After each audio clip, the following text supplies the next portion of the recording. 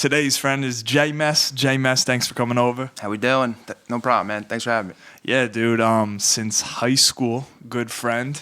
Hell yeah. You know what I'm saying? Oh yeah, we go way back. How you been, man? Rec baseball days, dude. When we were Rec 9. baseball, bro.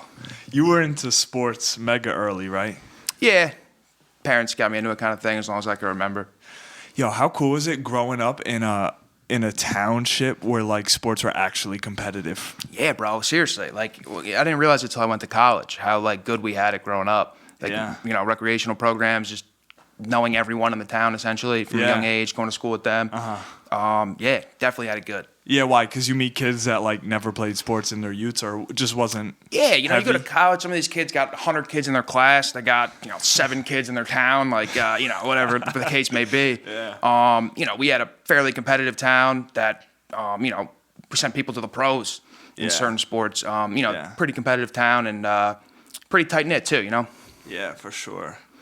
Yeah, that's different. So I feel like when you get to college and you get to meet all these different peoples. Yeah, your past really opens up. It It opens your up. eyes. You know. Yeah, dude. Perspective is powerful in that regard. Like you don't know until you experience a lot of things. Yeah, yeah. You know, you want to go to Penn State's like a big known school in the country. Yeah. Especially East Coast. So you knew you wanted to go off the cuff to Penn State out of high school? To be honest, no. Did not really know much. I knew I had to go to school. Didn't really know what I wanted to do. I had decent grades, but nothing crazy. Right. Yeah, just basically wanted to put myself in the best position for the future, but didn't really know what didn't really dot my I's and cross my T's. Kind of just went with the flow. I only applied at Rutgers at Penn State. Damn. If I didn't get there, I probably would have went to like Middlesex for 2 years or something. But yeah, dude, still don't know to this day what I want to do. Dude, a lot of people don't. I feel like people know what to do for the time being. Yeah. And then the next time being comes. Exactly, and like they'll use their past experiences to help gauge their decisions in the future. But like in that time in life, there's nothing that could prepare you for college, in my opinion. Like it's and those decisions, those are big decisions you're making at 17 years old. You know, It's huge. I don't even know what I'm eating for dinner and shit. Like now I gotta pick my life. I know. Yeah. I know. We talk about it all the time how like a 17 and 18-year-old isn't well prepared enough for a decision like that. It's a big move, dude. That sets up your whole life. You know, It does. a lot of people they move out to where they spent the college, or they stay connected with their friends, and basically their whole life changes at that point. So yeah, it's a big deal, you know. Yeah, it is. Their whole life does change based on where you go. Yeah, You know? and your career studies and what your job you take after, all that. Yeah, And life unfolding right in front of us, you know. I know. And we had an interesting experience because like we loved high school. Yeah, we did. You know what I mean? It was a good time. We loved high school, and then it was time for college, but it's like we were in high school mode. Yeah. So we weren't trying to make that transition. Like we weren't looking forward to that transition. We were looking forward to the present. Yeah. What we were doing, you know? No, absolutely. We definitely got a little taste of college and high school. I think that's good. You know, the flip side of that is people who never drank or partied or whatever the case may be. So they're passing out on the street at 12 o'clock, and the cops are taking them to the hospital. Yeah. So like I think it's good that we got a taste and some experiences. Yeah, that's an interesting thing. It's like the people that, I don't know, maybe tried to party and have fun earlier in life, like high school and stuff, they seem to have gotten it out of their system by the time college hits or halfway through college. So like when they're leaving college, it's way more out of their system. Exactly. Than the people who took up partying when they got to college, and now they're leaving college and they're still like partying in their mid-20s, late 20s, right? Oh yeah, I think a lot of that has to do with like parenting and how strict their upbringing was. Right. It's interesting to see it play out though. You know. Yeah, it is. I see a lot of passed out chicks on the side of the road at 12 a.m. Yeah, Penn State, a lot of that. Oh yeah. Do a lot of people come out of state? But then there's people that are drinking handles and chugging it in my face and taking it like it's water. You know. Yeah, So dude, yeah, you get all extremes, but my bad. What was the question? No, there was no question. Oh, yeah. The question was a lot of out-of-staters. Oh yeah, coming to Penn State. Mostly from like Jersey, New York, local area, but yeah, definitely a lot of out-of-staters. Mostly people from either outskirts of Pittsburgh or Philly. Yeah, Pittsburgh and Philly. It's where everyone in Pennsylvania lives. No one lives in the middle. That's Except hilarious. cows. And the middle's where Penn State is? Yeah, dead in the middle. Wow. Rural area. Wow. 3.5 hours away. No, it's cool, man. Yeah. Yeah, Penn State. We always talk about how college for us was we were on the same wavelength because not only were we good buddies going into college, but like college for us was like cool. But you had so many people that were saying how amazing it was. And we were like, yo, it's not amazing for us. Yeah. Like I mean, off the cuff, like right away. Yeah. Like a lot of people were saying this is the best thing in their life. I think it has to go to the freedom and the partying. Yeah. You know? I think we got a taste of that life in high school. So like you know, the area that people are raving about. So we kind of experienced that already. Because a lot of those people, you know, maybe their parents didn't let them stay out past 12. Maybe they didn't let them drink. Right. Maybe they, you know, whatever the case may be. And let's be clear. Our parents were kind of strict too, but we found a way to have fun, you know? Yeah. We get in trouble. We have good parents, but like we try to bend the rules. Exactly. Yeah, like, you know, my mom was picking us up at, you know, 1 a.m. or whatever. We could get hammered, but like, you know, we had to work with them a little bit, you know, and I think that's fine. Yeah. I think that's perfect, actually. Yeah. I mean, we want like a nice middle ground. You don't want go get hammered, have fun, but you also don't want you need you in by 10 every night. No, for sure. That's going to create a rebel. And the other one's going to create other problems. And let's be clear. I mean, if our parents knew, that was like towards the end of high school when we were getting ready to go to college. Yeah. You know what I mean? This wasn't like freshman year. Yeah. You know what I'm saying? Yeah. Yeah, and then those kids that it's like, yo, when the Amish as a culture, they have something called Rumspringa. Okay. And it's like, I think when they turn 16 years old, if I'm not mistaken, that's the age, they get to go off and do what they got to do and party and have fun and have freedom from the Amish. Yeah, I've heard and that. then they get to choose. You've had fun. Now, are you coming back to the Amish culture or not? And if they come back, awesome. If they don't, they're like exiled from their family and culture. There's like a whole TV series on that, right? Is there? I think so. Wow. I see some Amish Dude, programming. they build awesome sheds. Yeah, You ever go out to Amish market? Those sheds are nice. Yeah. It's interesting, That's that quality. whole culture, man. I know, but that's like, man, what do you feel about the people that get sidelined because of their experiences in their early 20s? Don't you feel like the early 20s like play such a big role in like your late 20s and early? Yeah. You know what I mean? When you say sideline, you mean like maybe they feel like they experience it early on, so that they're less inclined to go after experiences. Yeah, that too. That too. Yeah. No, it's definitely a thing. Yeah, man. It's an interesting perspective. Yeah. So, but out of college, you had a couple good jobs sales, right? In selling. Yeah, not bad. Have you always been like someone that can like close the door on people when it comes to sales? Because you either have the mindset of being able to ask. Some people are scared to ask. Yeah. Some people are, you know, sharks, man. They'll ask. They want an answer. It's a good question. So it's weird. Like, I definitely don't have like, you know, the biggest balls out there. You know, I'm not like walking up to anyone and everyone and, you know, spitting game or whatever. Right. Like, but in terms of work, I feel like it's a little different. Like, you know, when it's your career and it's achieving like workplace success, it comes from a different place than like, for me, there's not much anxiety around it. I don't know why. Like, I feel like I could say anything to anyone, like in terms of sales, closing, you know, saying something to close a deal, saying something that might piss someone off. Like, really no anxiety there. I guess because it all ties back to I know I need to do it for my goal kind of thing. Not sure. It's a good question. Yeah. So it's surrounding your goal. Do you feel pressure from quotas though? A little bit, but everyone does. Like that's why they're there. That's why they're there. I probably freak out about it more than others. But like, I mean, it's just you can't control it, kind of thing. You know, it's one of those things in life. I mean, you can't control what that number is. You could just control what you can do to get there. That's right. Yeah. I bug out when I feel like I can't control shit. But if I feel like there's things I can do to improve the situation or, you know, take tangible steps, no anxiety. What do you feel like you can't control when it comes to work? So I guess with ADP, like my first job, things like, you know, you're cold calling everything. So, I mean, you could make 300 calls, grind 12 hours, and get nothing the whole day. So, like, you know, that. And then there's the flip side of that is you could half-ass the day, make 50 calls or, you know, see 50 doors, whatever. And, you know, you get lucky. You hit 2 or 3 or, you know. So there's no direct correlation between, like, work input and productivity output. Oh, my bad. It gets a little fuzzy with that. But yeah, I mean, I don't know. I got away from the cold calling sales. Now I'm in more. Actually, I had zero cold calling. My schedule gets made, and I'm dealing with people that want me there. So it's a totally different feel. Dude, they're asking like, when can we start at the door and shit now. So it's like not even sales. But yeah. What'd you learn from cold calling a bunch of people? It's a good question.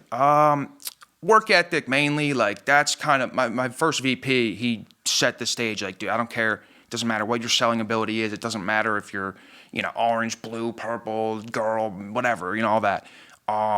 If you work hard, you bust your ass. That's all you need. Like that's all you got to do. Just make calls, kind of thing. It's true in any area. But like when he really dumbs it down and like he had success in the role and he built a powerful culture. That was motivating, and that's really all I did. I just tried to hustle. I didn't worry about nothing else, and it brought results. I credit early career success or whatever to him and the culture, to be honest. Wow. So he instilled it in you, like, look, you don't got to be great, but if you just put in the time and call enough people, the numbers game type thing. He wasn't like a corporate, douche or whatever. He was like, he was a quarterback of his college football team, and he talked to us like, it felt like he would talk to his, the team or whatever. Like, he's like, it's like, nah, fuck that. Like, part of my French. Like, in the middle of an office or the middle of a meeting with 50 people, and it's like, he's the VP, and it's like, I don't know. It felt genuine. It felt like a bro. I don't know. When he's telling you, not this corporate nonsense, like literally like XYZ, do this, and it makes sense. It's helps. I think culture's big, dude. In the company? Yeah. Yeah. Like, it's big. It's the underlying motivator for everyone kind of thing. It's like everyone's running this rat race at this place, and everyone's so motivated. And like this other place, they're not. It's like, what's going on? The culture has to be set. Yeah. Like in sports, by the front office and then the coach. Dude, exactly. Yeah. Like you can see it in pro sports. Like look at the players on New England. Look at the players on Detroit Lions. Right. Like, it's a culture. Yeah. Look at I think it's not a coincidence that certain organizations have success, especially ones that aren't spending all their money. Like the Dodgers. It's obvious why they got success. Every player on their team's a billionaire. Yeah. Because they pay everyone. Yeah. Like the Tampa Bay, the Rays. I'm not watching too much baseball nowadays, but dude, that's a good example. They got like the lowest payroll in the whole MLB. They're always in the playoffs. That's culture, the Miami Heat culture. It's from like Moneyball type thing back with the A's. Like they figured out a way to not spend, but I mean their front office is rock stars, and their coaching's great, and their coaching's great. I know it's got to be a good culture in the organization. Yeah. And then organizations that consistently fail. That's shitty culture. There's really no other way around it. Yeah. There's something shitty going on. And does that start with like supervisors and managers in companies, you think? Or is it? Yeah, it's a good question. Probably. Honestly, I mean, at the top is who dictates the overall picture. So, you got to start at the top. Yeah. It's not the players. It's who's in command. Yeah, and then I guess who you bring in matters. But, I mean, it starts through the minds of those high up people. Yeah. They get to pick who gets brought in. Exactly. So it's like teams, like you draft poorly, you don't trade for anybody, you're creating a losing culture. Yeah.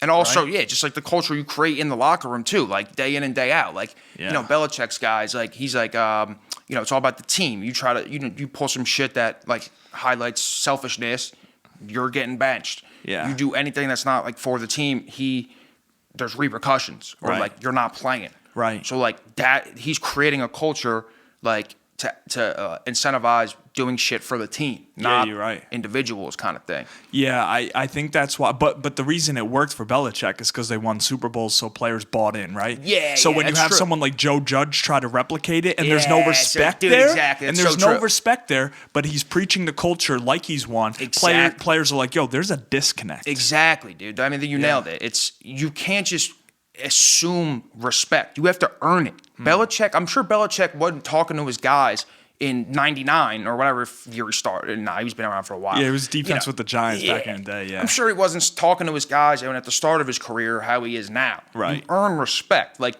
you're going to go to the gym and have a trainer who's 400 pounds and like listen to him tell you how to take care of your body. There's no credibility there. Or you'd rather learn from The Rock. Right? Like The Rock, there's clear credibility in terms of his physique, for example. For sure.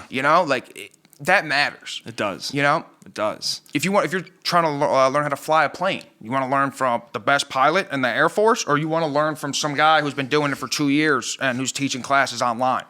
You know what I'm saying? Like, Online piloting. there's credibility. Yeah. You know, you're playing shortstop. You want to learn from like the South Brunswick High School head coach. You want to learn from Derek Jeter. That's right. Yeah, there's credibility matters. Yeah, for sure.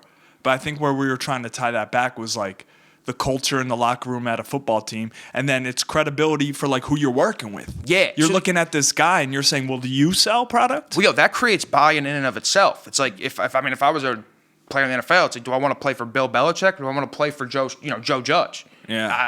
I think 99 of 100 players, probably 100 out of 100 would say they'd feel more, at ease in a good spot, like with Belichick. Yeah. Like Yeah. with Joe Judge, they might have questions. They might be second guessing. Like this guy's got no history of anything really, other than being under Belichick's special wing. teams coach or whatever the hell he was. Yeah, and the special teams was pretty terrible for the Giants. So, I mean, Yikes! Dude did nothing good. Yeah. He threw a party for the guys at the end of the year. yeah, I heard that. That was nice. It's like the only good thing he did. No, I'm trouble. That's funny, man.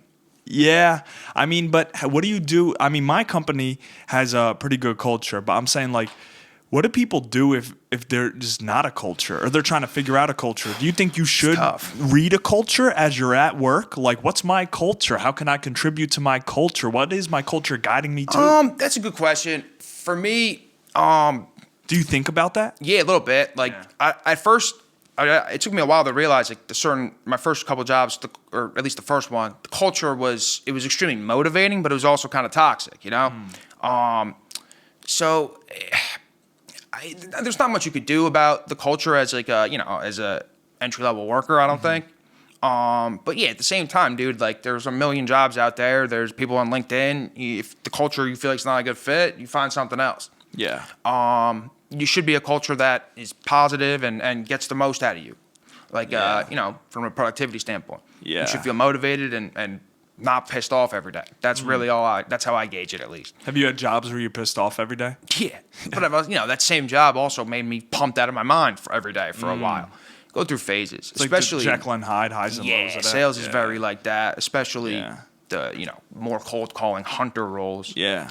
Where like that's like really sales in my opinion. Like the shit I'm doing now where it's everyone signed up for an appointment and is asking when we could start, that's not really sales per se, in my opinion at least. Right. More inside.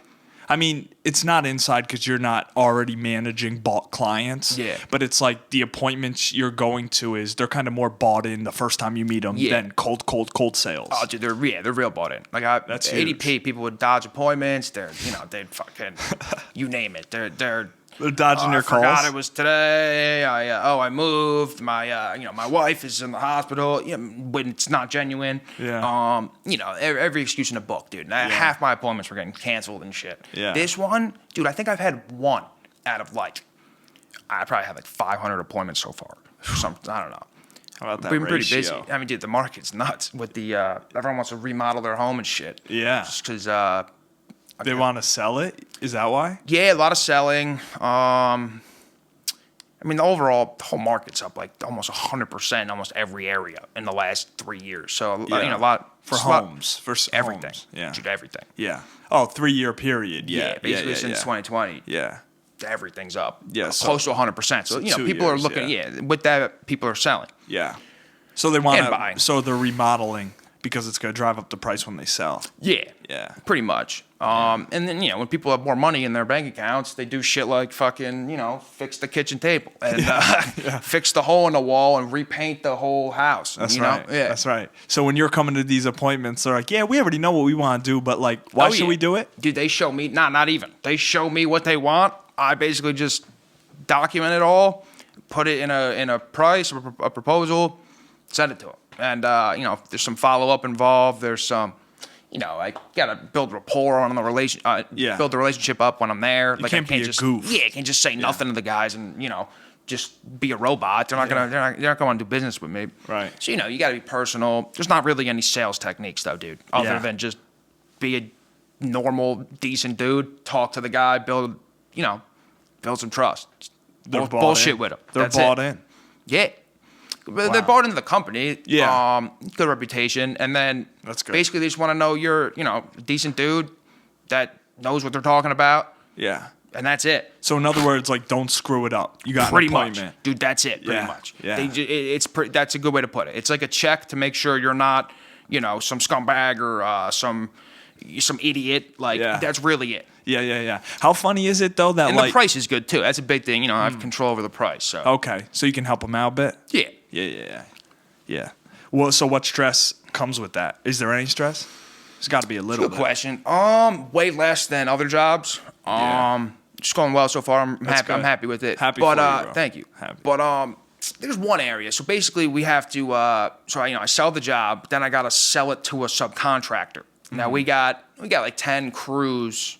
They all got guys. So like 2 to 4 guys. So there's like 40 guys, 10 supervisors. I gotta manage my own schedule with the estimates, and then I gotta schedule them. That's the tough part because it's like, I got calls in from clients, calls in from the contractors all day.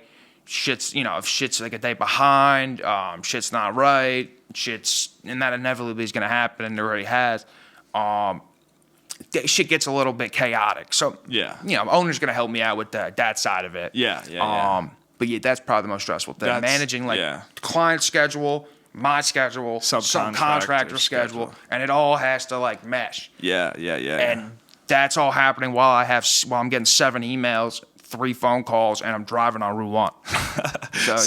Passing Starbucks. Yeah. Is So that there's a lot going on? time management? Kind of. I mean, that's what my boss says, but like, I still got to do it all at a certain point anyway. So it's like, I'm not sure how much managing matters because I still have to address all those things. If I decide to do it an hour later, that's fine, but like, I still got to do it. No, but I think the point is like the order you address them in will probably be more effective than other orders. Yeah. No, I think that's true. I think Yeah. some things can wait. Some things are more urgent than others. Yeah. There's definitely some time management involved in there, and that could definitely help me. If I could like prioritize things a little better. Have you found that like emails and phone calls, the line of communication, how you communicate to the client is big? Like it could make or break it? Or it's kind of like question. you have the client bought in and your communication can't really jack it up, but you better be careful. Probably the latter, but at the same time, like, I mean, I try to maintain like, I try to be real personal, but sound kind of like, it's a shitty word. It's totally overhyped, but like eloquent. I try to sound smart, to be honest. Like I try to sound like I know what I'm talking about, but I also try to like not be a douchebag. I try to like I use words like bro or let me take that back. Like if the guy's young, I'll use that word. You'll know your audience. Exactly. Yeah. Exactly. Like I try to show personality with also not, sounding professional at the same time. Yeah. That could be a little tricky, but I think people appreciate it at the same time. So you do tailor it to the type of person you're working with. Oh, yeah. After talking to them for a little bit, if the guy's drops a curse or something, that's perfect. Then I'll start opening up in that regard. If the guy, because, if they curse, I know they're comfortable. Yeah. If they're more reserved, you might have to tone it back. Exactly. Yeah. Then I'm a little bit more politically correct, if you will, in my speech. Right. Until I see them open up a little bit. Like, Yeah. That'll happen, dude. Like, I'll have had people be super, like, normal or whatever, basic for an hour, and then they open up, and now all of a sudden they're talking about politics for the next hour. Yeah, because they've opened up. Exactly. Yeah. So it'll happen. So your job, it's like, don't screw it up. It's been given to you, but now you have to make the client open up, though, because it's not a grand slam. Yeah, and so it helps if they open up. Yes and no. So like, it's given to me, but they're also probably getting 3 other estimates from other contractors in the area. Right. Now some don't. Some just call us if they're happy with work we've done in the past or whatever. But that's rare. Most they're getting other bids. There is a little bit of sales involved. Like, you do got to follow up. You do got to present it in a way. I can give you 10% off if you do it before this day. Shit like that. But not in the sense of this is why you should use us. This is why we're going to do a good job. Yeah. Like, it's minor of those things. Got to answer a couple questions. Yeah. But yeah. Yeah. So, but do you feel like with these people, you know, because a family's saying, all right, we're not going to go with A. Like, let's at least get B or C. Yeah. Like, a lot of families are going to say, let me get a couple different quotes, a couple different prices. Yeah. So you got to be better than the next guy. Exactly. In a sense. Pretty much. And you always want to go last, so you know, like you can kind of know what you're working with. But like, dude, it's like dating. Yeah, pretty much. It's like she's going to go on different dates. Exactly. But you got to be better than the next guy because who's she going to move forward with? Yeah, exactly. And just don't mess it up. Pretty much, yeah.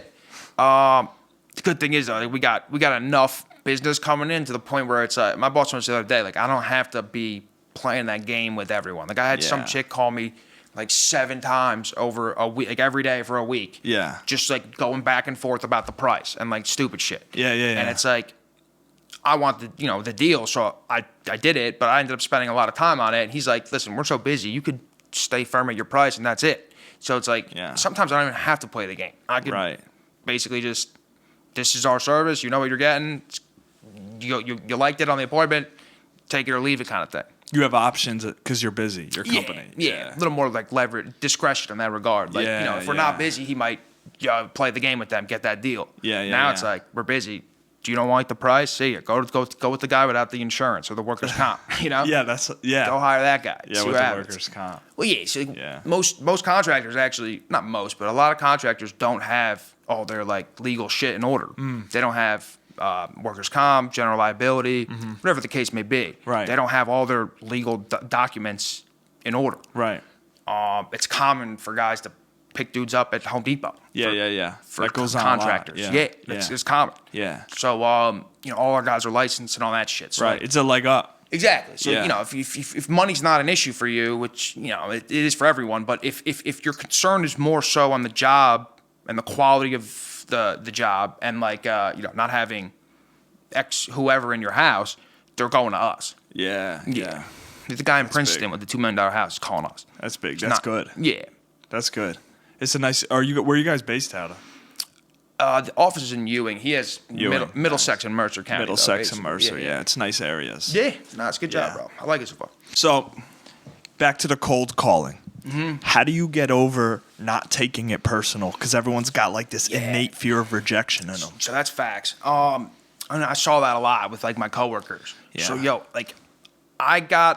everyone gets tilted with that, but I think the difference for me was I got pissed not because they told me to fuck off.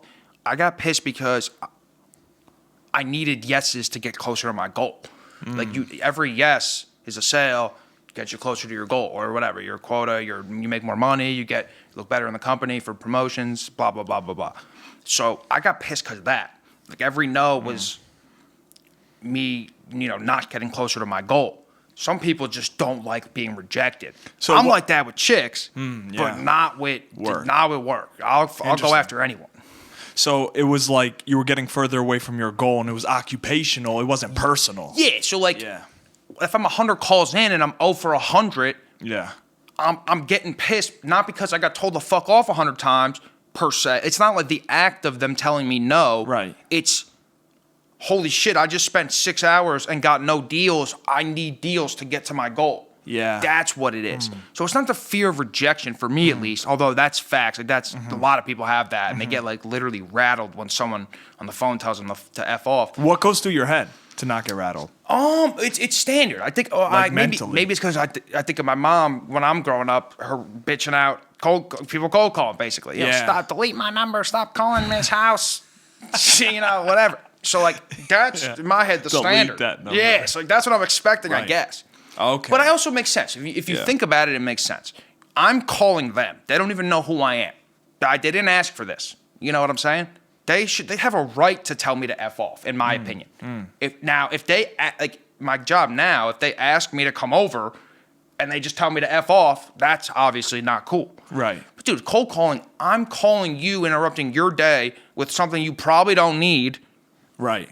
You should tell me to fuck off, So it logically made sense to you sense when they told you no. Exactly. Now, there are situations that didn't make sense.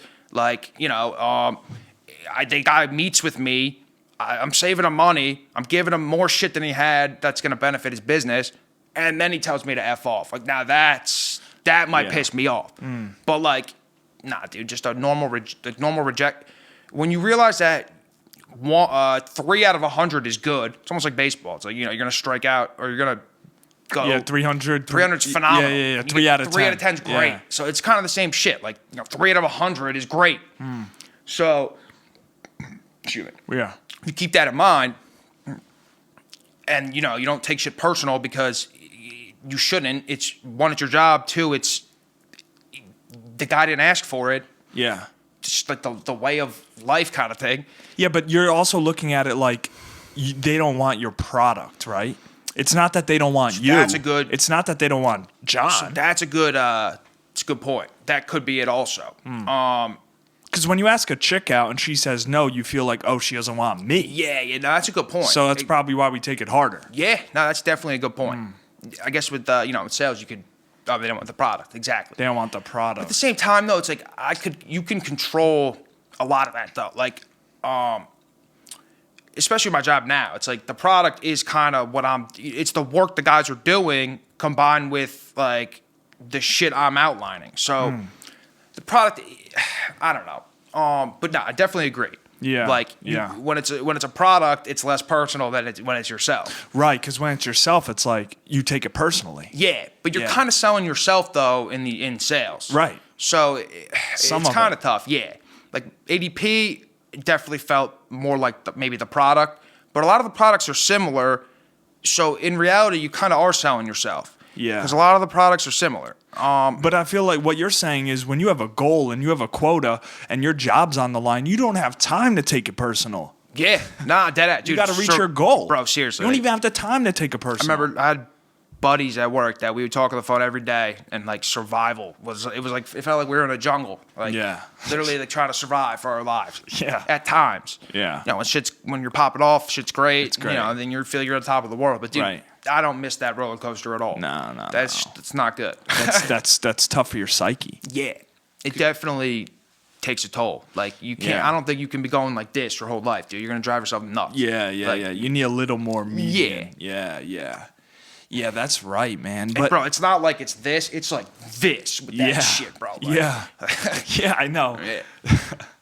But I love the correlation because we're saying you don't have time to take it personally because you got to reach your goal in work. Yeah.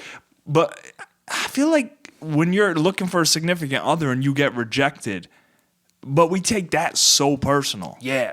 And I wish I knew why, because that's a weakness of mine. Like I won't even shoot shots because most likely because of fear of rejection. Right. Right. Can't even say for sure what it is because I don't think anyone understands themselves 100%. Right. Anyone that says they are is lying or just closed-minded. Yeah. Not 100%. No way. Yeah. We're figuring more about ourselves out every year we live. Yeah. Seriously. You know what I mean? At least people should. Hope, you should be. that's the hope. Yeah. Some people close that off and they don't want to think about shit. But I feel that. like getting rejected helps get you there sometimes. It probably That's does. It probably is good for people, to be honest. Yeah. It probably is. Yeah. I don't know why it's so scary. I think it's like that hierarchy. Like you get rejected, you lower in the hierarchy type thing. It's a good question. It's probably an ego thing. Yeah, it's weird. It's like I feel like I don't have an ego in a lot of areas, but some areas I definitely do. Yeah. So it's weird. Yeah. I think anyone could benefit from a lower or a less strong ego. Like anyone. Yeah. Literally everyone. Yeah. So I try to like get that shit down. Yeah. Keep yourself humble. Yeah. It's like I always make better decisions. Is that mentally? Mentally, you try to get there. Yeah. Yeah. Because dude, it's like sometimes it's hard not to get down or up. Yeah. Both ways, you know? Yeah. And I feel like you make your best, at least for me, I make my best decisions when I'm middle or even low, to be honest. I definitely don't make good decisions when I'm up here. When you're high. No. Yeah. Just, I don't know, you feel like anything you do, it's going to go your way. That's just not how it works. Whereas when I'm low, I'm more calculated and more cautious and consider more factors, I guess. I don't know. You're more like on guard because you've been knocked down? Yeah. I think. Yeah. When I'm high, I just don't think about any of that shit. I just think whatever I touch is gonna turn to gold, kind of thing, and then it falls off. That's how you lose like tens of cycles, thousands in the market. Right? Oh yeah. Yeah, dude. Man. So making decisions when you're high, your head's in the clouds. So those aren't grounded, sound decisions. For me, at least, no. Yeah. Yeah. Yeah, it's weird taking things personally. Yeah. You know, in I work. take certain shit personal, certain shit not at all. Yeah. I'm not sure. I think anyone could benefit from looking into that deeper. Yeah. Because like our body has like these natural reactions to shit like that. Being defensive. And exactly. And it's powerful. You could really self-improve just by looking at that, I think. Because sometimes it's truthful. Yeah. Like someone will call you out and they'll say like, man, Exactly. you're too sensitive lately. Yeah. You'll get defensive. Yeah. And then you'll realize you're getting defensive.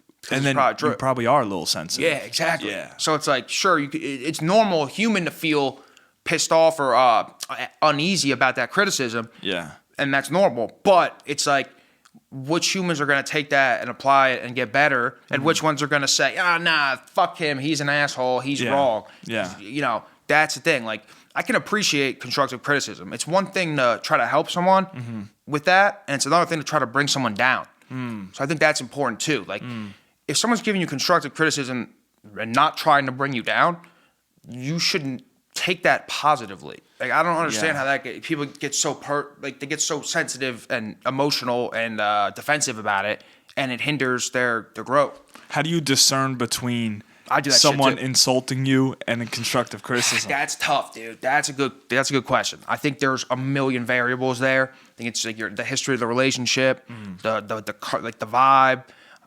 That's a really good question. I think a lot of relationships get like screwed up in that area because there's some little miscommunication one of the parties didn't like, and then they start going tit for tat, or it starts like becoming a cobweb. And honestly, the only way to get around that, I think, is good communication.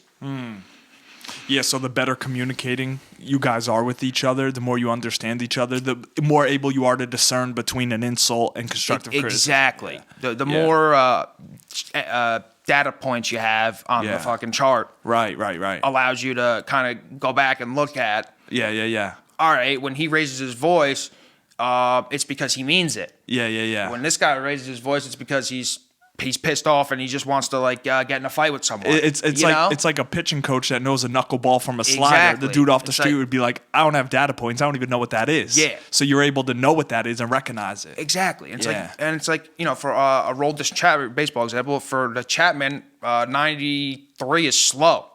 For high school, that's super fast. Yeah. So it's like, you know, it's all perspective too. Yeah. It's like, yeah, what do you feel about the Heat in first, Mattingly leaving the Marlins? We got a little bit of Dolphins, Miami maybe Sports. pretty good. Yeah. Through a rough spot right now, kind of. I kind of like that the Dolphins made a move with Tyreek, although they gave up probably too much, and paid him too much. But that should open up the offense. I like they're doing something at least. Yeah, you have Tua still, right? Yeah, he's solid. I don't know if he can throw the deep ball, but he's decent. We'll see what he can do. Yeah. Marlins are a joke. Jeter already dipped. I know, he dipped out. I don't know what that is. He wasn't liking, I guess, the culture.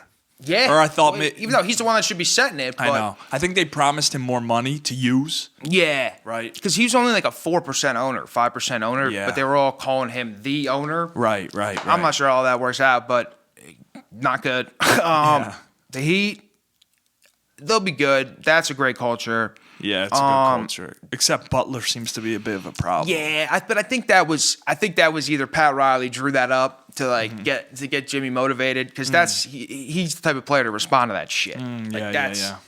Yeah, I love that. Riley's a legend. Then they showed videos of Dwayne Wade doing the same shit back in the day. Yeah, with Spoelstra. Like literally almost identical. Clipboard thrown in the middle of the playoffs too. And I think they won the championship. That's interesting. They won the championship that year. So it's like, I will say Butler isn't Wade. Those things are either really good or really bad. Like it's gonna create a distraction and animosity in the locker room, or it's gonna do the complete opposite. Yeah. And it depends on the culture of the team, I think.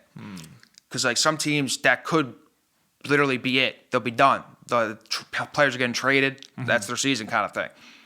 I think it's actually the opposite with the Heat. I think like Jimmy Butler needs that kind of spark. And he's motivation. He don't take shit personal, Jimmy, at all. So like I think that was more about moving forward than it was about some like petty bullshit. That's Yeah. We'll see. They'll be good. Dude, what do you think about Durant with 55, not enough to lose to the Hawks? They're going to be like an 8, bro. I love Durant. I love how he responds to people on social media and shit. He just seems like a real dude. Like, seriously. Yeah, he gets caught up in it too much, but he is a real dude. But I like a superstar, top 15 player ever to talk about, how top he feels 15 and shit. ever. Well, that's what I know what you're saying or whatever. Oh, I don't did know. they? Yeah, I think. That's wild. Someone said I think they had him on 13 or some shit on that list. They released a list of top 75 players, I think. Well, he has 2 rings, right, with Golden State? He's at least one. 2, I think. Is it 2? Okay. Yeah, I think he has 2 with them. 2 out of 3 that they had. Mm-hmm. Dude, with Clay back, man, they don't look good right now, but the Warriors, Yeah, they'll be fine, probably. they'll be fine. Yeah, because Curry's coming back for the playoffs. I'm happy for Clay, bro. Yeah. You know what I mean? Coming off a torn ACL. Yeah, that's tough. That's a good organization. They got good culture over It's there. the culture, man. Golden It's State. the culture. Steve Kerr coming in, even though Mark Jackson kind of started that and got kicked to the curb, which is kind of weird. Nah, definitely. They were like 5th that year or whatever. It was weird when they fired him. That was kind of bullshit. Yeah. Because I think he just went from like 8th to 5th, and then they fired him. But yeah, in hindsight, though, it's tough to say anything with Steve Kerr. I know. Dude, they won, what, 3? Yeah, 3.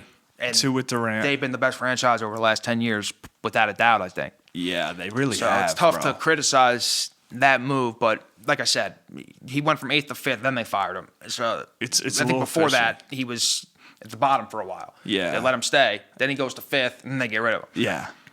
It's a little off kilter.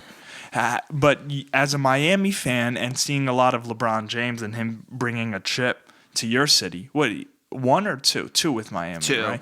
2 chips to your city. Isn't it weird to not have LeBron as like a staple in the playoffs like he was 9 years straight? It was so weird. So he went to the Heat. I mean, Cleveland drafted him, and his first decision was the Heat. So I was thinking, like, at the time, he might stick around forever. He might make this his career, like kind of almost like Jordan did with the Bulls. He went back to the Wizards after baseball, but that was, I think he would have stayed with the Bulls. So like I was thinking, like, all right, LeBron, he wants to make the Heat his team for his whole career. I was actually shocked when he left. Yeah. How many years did he do? I think 4. Like 4? 4. Honestly, I think it was 4. I went to the finals every year. 2, I think. And we lost to 2 the and Spurs 2? and the Mavs, I think. 2 and 2. Definitely lost to the Mavs once. Definitely lost to the Spurs once. Then, that's it. 2 and 2. Yeah. Talk about doing the city justice, man. Comes to Miami and gives you guys 2 rings. We did Cleveland justice too. Yeah. Yeah, he gave him but the here's one. the thing though. It's like he didn't come to he came to Miami for his own career. Yeah. So that's, I mean, as he should. He shouldn't come to Miami to bolster Pat Riley's career. No, exactly. So like, I'm not insinuating that, but like he's jumping. He seems to be jumping around into situations that favor him. For sure. And like I said, I'd probably do the same thing. You think he ends up with the Lakers or he's going one more? But at the same time, he might think he knows more than he does. Bringing Russell Westbrook in. Don't even get me started. I've been hating on him since high school. Long time. Since 10 years ago. You're tough on Russell. Yeah, for 10 years straight. Now you're seeing why. Yeah, dude, he's literally played the same way forever. He's just... Yeah. You know what you get with him, though. He turnovers, but he's electric. The media overreacts to stats, though, dude. Or they overreact to points, assist, rebounds. He's triple-double. They underreact to turnovers, field goal percentage, turnover, plus, minus. It's true. Shit like that. The shit that really matters. Yeah, it's true. I don't know. It's true. So, we'll see what happens. His career will probably be tarnished, though, with the Lakers.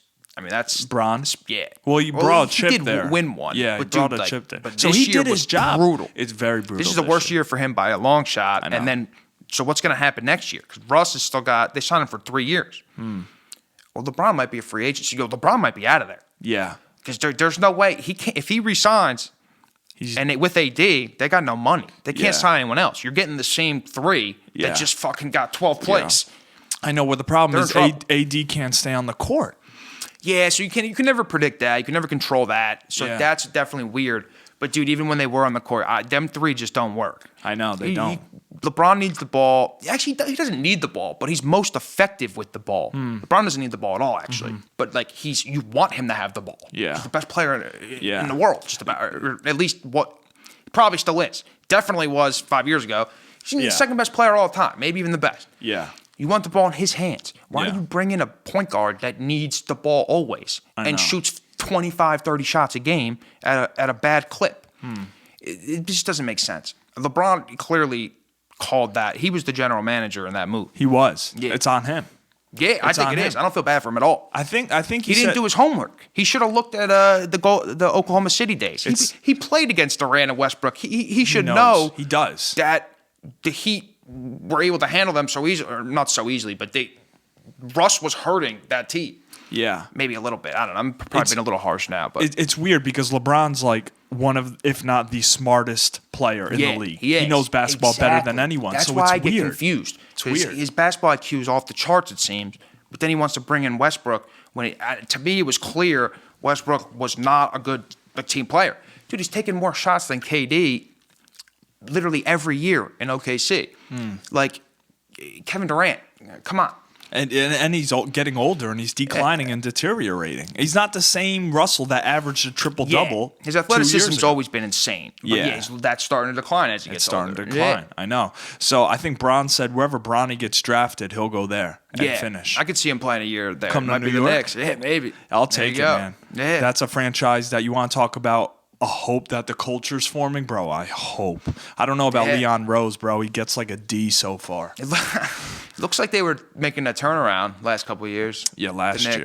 Yeah, I know. This year's a little weird, but though. it's hard with Julius Randle being year one. Yeah. You know what I mean? And the fans turned on him, so... Oh, shit, what happened? Yeah, the whole thing with Julius Randle and his body language. You remember how Bradley Beal had terrible body language and Harden had terrible body language? Yeah. Harden went out because he did like 12 years there.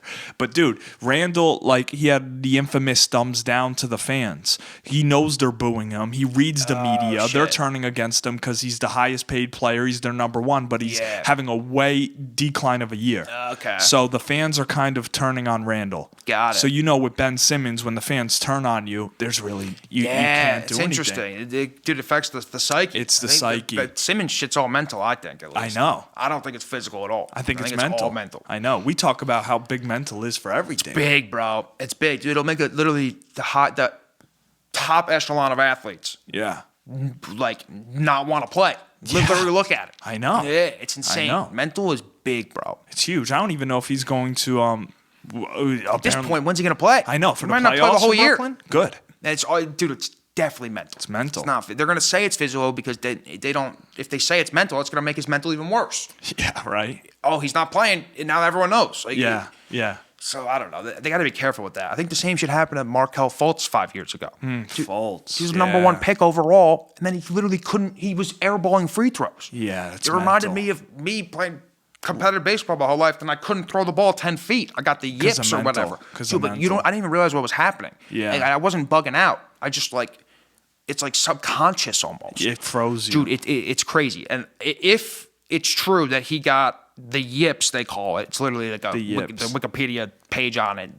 Professional baseball players have had it. Professional football players. Is it like your mind and body split and they're not on the same page? Basically, the way to describe it is a simple action, such as throwing a football 10 yards or throwing a baseball 10 yards that you've done your whole life or whatever you have experience with. You basically forget how to do it. Or essentially forget how to do it. Dude, for me, it didn't happen. For baseball, it happened when I was like 16. Bro, I was playing travel baseball since I was 8. So I had 8 years of never having an issue throwing a baseball to forgetting how to do it. And it sounds ridiculous, but dude, it happens on the professional level. It's crazy. Wow. Yeah, it's nuts. But when that happens, do you say, oh, this isn't going to last. I don't know what it is, but I'll be good next game? Good question. Yes and no. You know something's weird. You know it's probably going to get fixed, hopefully. Yeah. But at the same time, you've never felt this before. You have no you have nothing to compare it to. It's like it's a new phenomena. It's so that so. Is that like... It's really weird. One of the strangest things I've been through, and especially with sports. And it's just like the mind gets like taken over in such a state that you physically don't know how to do things. But dude, it's not even like an active paranoia. I felt normal as hell until the third ball that I threw completely, Was it an infield like grounder to we're first? like, bro, when you warm up baseball, you start close, you start backing up, bro. It's like we're legit 10 feet. We just got there. We're just warming up. Just got our gloves on. We're 10 feet away, bro. 20 feet away, and I'm like missing him by 10 feet. It's just like going off. I'm missing him equally as far away we are. Like that's how off target I am. But if you did it now, you'd be fine. Good question. It's weird, bro.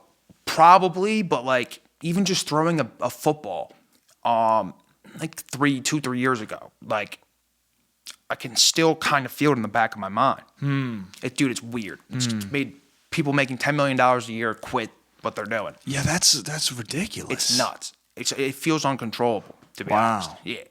Wow. Not sure. That's why guys airball shots. Like Markelle Fultz and shit. Yeah. But like if the airball one shot, they were just nervous. But like they snap back maybe. Yeah.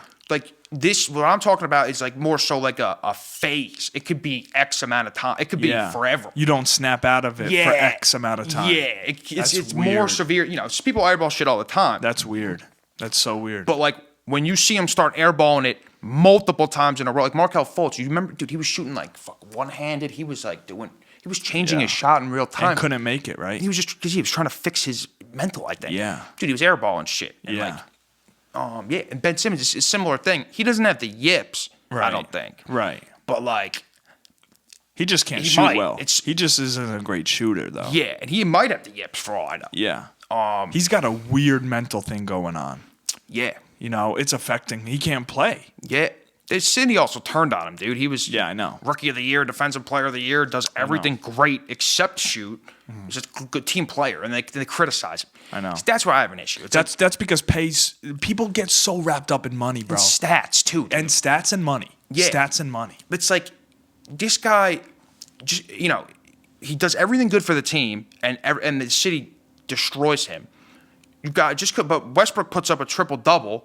Even though he turned the ball over 10 times and probably screwed his team, he gets praised and on the highlights and talks about how he's a Hall of Fame player. I got an issue with that as like the media. Yeah, but Simmons didn't score enough. Yeah, but that's why they were mad at him. He wouldn't even shoot. But he was like the Defensive Player of the Year. Why don't they account for that? All-star defender. Dude, like the top 5 defender, not even all-star. I know. First team All-NBA I know, defense. but he's getting paid like $20 million to not make shots. But it's a scoring league. But that's fine. He's an all-star. Yeah, but there's more to the league than scoring, though. Right. If you're, but it's more important than defense, clearly. I guess. With the 3-pointers now. Why though? Why? If you're locking down the other guy's best player and actually locking him down, that should negate. I don't know. I value defense. I think scoring is more important too. But dude, defense is right there, bro. I don't think it's that much. It's super important. It's just no one plays it, so it doesn't get talked about until the playoffs. The playoffs, people start playing defense. Regular season, there's no defense. Nah. It's like the All-Star games. Yeah, and even in the playoffs, like there's some shitty defense. Like Harden probably still ain't gonna lock anyone down. He'll play harder, but he's not gonna lock anyone down. Nah, bro. So I don't know, dude. Ben Simmons, 6'8" or whatever, rebounding machine, assist machine, and not like an actual good passer like LeBron. Yeah. There's some guys drive and dunk, they get their assist that way. No, this guy is a good passer. He's setting shit up. He's a very good passer. He runs pick and roll. He does everything except shoot. Yeah. But is he gonna play? Is the question. I mean, come the mental on, shit's dude. tough. I mean, dude, he is a good. He's with Kyrie and Kevin Durant now. He should be able to. There should be less mental stress. And they got Seth Curry. They got some players. You don't got to shoot over there. No. Yeah. Well, and then he had like lumbar issues, which was physical. Yeah, I think that's just a cover up, bro. There's a lot of media bullshit out there. Yeah, I know. Yeah. How hard I can't it would say be? for sure, but like, I mean, dude, at first it was soreness. At first it was when the narrative changes 4 times. Yeah. And like we're 2 months later. When was that trade? It was like 2 months ago at this point, right? Yeah. I mean, just about at least 45 days. Yeah, at least a month and a half ago. Yeah, something like that. I mean, and what's the narrative now? And compare it to what they were saying when the trade first happened. Yeah. And look at all in between. It's bullshit. I know. Unless it actually deteriorated, but the odds are more likely they're bullshitting than it deteriorated or whatever. You know? I know. The setback in his ramp back up to get onto the court. Exactly. That's why I like hockey, where they say either upper or lower body injury. They don't get into it. Bro. They say upper body injury, lower Yeah. body. They don't, hockey's tough. They don't get into it, bro. Yeah, You know probably what I some mean? serious injuries. It and shit. is. Yeah, That's why, dude. I have for my company tomorrow, we're having Jim Craig, the goalie on Miracle on Ice. Nice. When we beat the Russians. Yeah. Dude, to speak. But yeah, man. But bro, I'm gonna say this. Always a good conversation, man. hell yeah. I always appreciate having your thoughts. We're both intellectual. We're both like psychological thinkers, man. Hell yeah. Thanks a lot for coming on, JMES. No doubt, bro. For giving the people some time here. Hell yeah. All right, man. Thanks for having me, bro.